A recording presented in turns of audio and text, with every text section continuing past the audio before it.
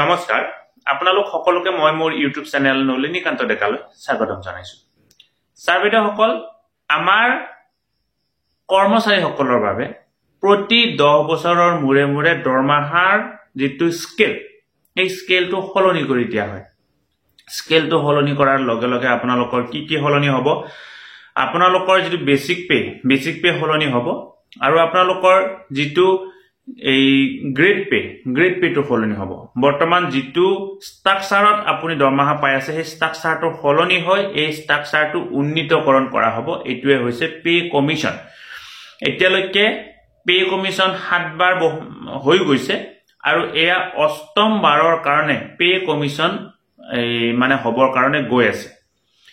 8ম pay কমিশনৰ কাৰণে ইতিমধ্যে কেন্দ্ৰীয় চৰকাৰৰ কেবিনেটত সিদ্ধান্ত গ্ৰহণ কৰা হৈছে আৰু তাৰ পৰৱৰ্তী সময়ত কমিটি প্ৰস্তুত কৰি দিয়া হৈছে আৰু কমিটিয়ে ৰিপৰ্ট সাবমিট কৰিব আৰু ৰিপৰ্টৰ ওপৰত ভিত্তি কৰি 2026 চনৰ জানুৱাৰী মাহৰ পৰা কাৰ্যকৰী হোৱাকৈ কৰ্মচাৰীসকলে বৰ্ধিত হাৰত দৰমহা পাবৰ কাৰণে সক্ষম হ'ব।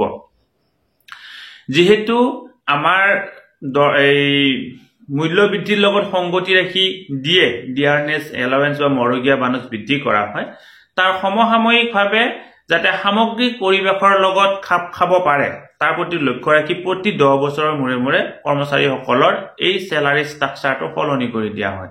অৰ্থাৎ আমাৰ এই যিটো চেলাৰী ষ্ট্ৰাকচাৰ আছে, এই চেলাৰী ষ্ট্ৰাকচাৰকৈ অৰ্থাৎ আমাৰ যিটো পে বেন থাকিব, এই পে বেনৰ ওপৰত বৰ্তমান যিটো পে বেন থাকিব, আকৌ পৰৱৰ্তী পৰ্যায়ত গৈ তাৰ এই বেসিক পে, গ্ৰেড পে এইবিলাক সকলোবিলাক সলনি হৈ যাব আৰু এইবিলাক সকলোবিলাক সলনি হৈ যোৱাৰ লগে লগে আমি বেছি দৰমহা পাবৰ কাৰণে সক্ষম হ'ম। ইয়াৰ কাৰণে বিশেষভাৱে চোৱা হয় ফিটমেন্ট ফেক্টৰ। এটা বিশেষ ব্যৱস্থা ফিটমেন্ট ফেক্টৰ। এই ফিটমেন্ট ফেক্টৰৰ ওপৰত ভিত্তি কৰি কিমান টকা বৃদ্ধি কৰা হ'ব, অৰ্থাৎ প্ৰতিজন কৰ্মচাৰীৰ দৰমহা কিমান বৃদ্ধি হ'ব সেইটো ক্যালকুলেশন কৰা হয়।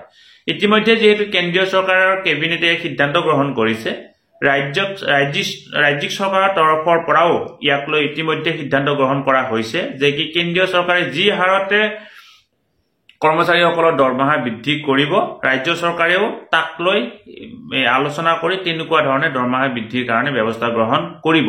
ৰাজ্য চৰকাৰৰ কাৰণে পৃথকে ৰাজ্য চৰকাৰে কমিটি প্ৰস্তুত কৰিব, ইতিমধ্যে কেন্দ্ৰীয় চৰকাৰৰ কাৰণে পৃথকে কেন্দ্ৰীয় চৰকাৰে কমিটি প্ৰস্তুত কৰিছে। এতিয়া ইয়াৰ ফলত দৰমহা কিমান বৃদ্ধি হ'ব সেই কথাটো এতিয়া কোনোৱে কৈ দিব নোৱাৰে, কাৰণ দৰমহা বৃদ্ধি হোৱাৰ যিটো ব্যৱস্থা সেইটো নিৰ্ভৰ কৰিব ফিটমেন্ট ফেক্টৰৰ ওপৰত।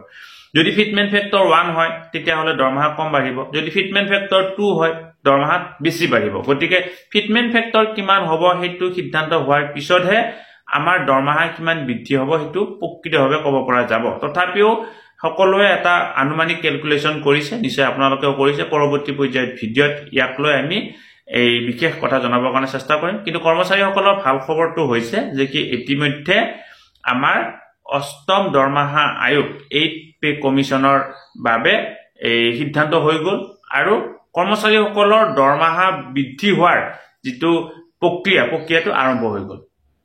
শ্ৰদ্ধা ছাৰবিদসকল, নলিনীকান্ত ডেকা নামৰ ইউটিউব চেনেলটো হৈছে এটি শিক্ষামূলক ইউটিউব চেনেল।